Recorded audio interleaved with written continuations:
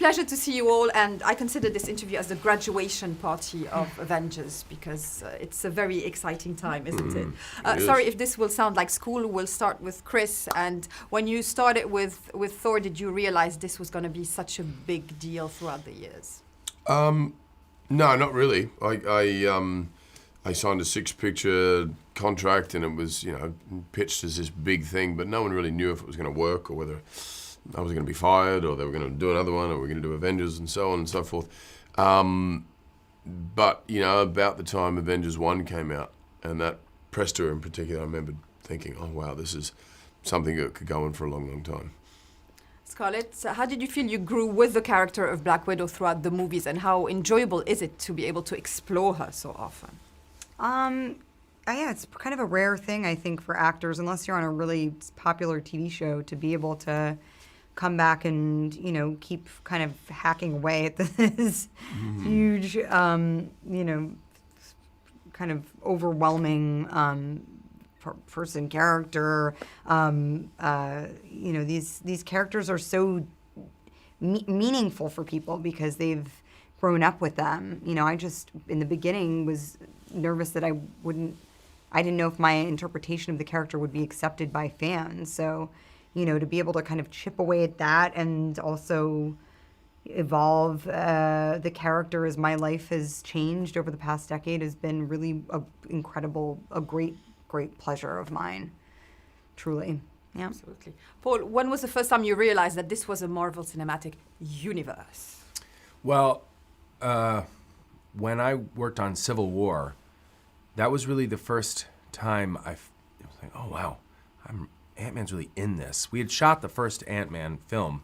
It hadn't come out yet.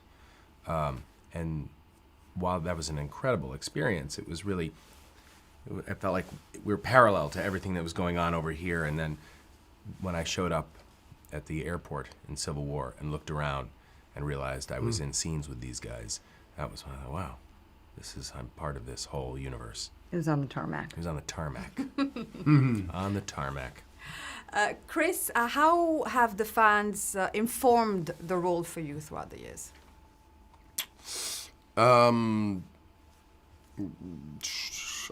have obviously a huge amount of responsibility to, especially on the first one, to deliver, to those expectations and what people want to see and know from the comic books, and you want to tick all those boxes. So certainly in the first one, more so than ever, I felt that weight and responsibility. By the time, say for Ragnarok, that was where we sort of thought, now we can make it our own. Like people know I'm playing the character and they've bought into the idea and they're on board. And so then it became just about sort of putting your own creative stamp on it, and you could do different things and it could be unexpected and different to what they may have seen in the comics. But they were, on the ride and with us and supportive. So, absolutely. Do you feel, Scarlett, that the fans love the same quality about her than you do? I don't know. It's hard to have a perspective on what the fans love about the character. I hope they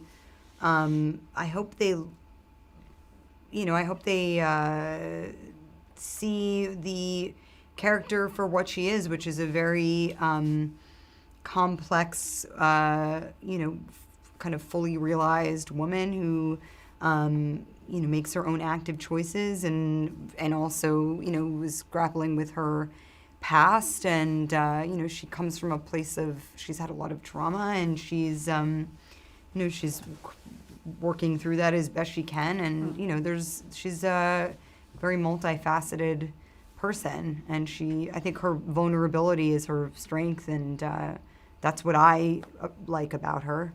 Hopefully the fans see that too. I think they do. When I think Ant-Man, I think humor, and humor is very important to this franchise in general. What do you think about that? Well, I think that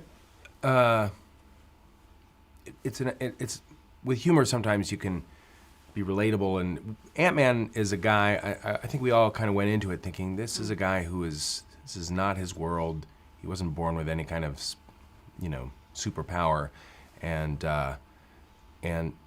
it was kind of an entry point in a way that an audience might relate. So I think my default tends to be humor anyway, to convey anything dramatic or anything. I just kind of go to jokes, and Well, you do it well. well, no, thank you, but Also, really inappropriately too, because sometimes something's really, really sad, and there you are just oh yeah, just cackling away. Nobody else is, but I am. Yeah.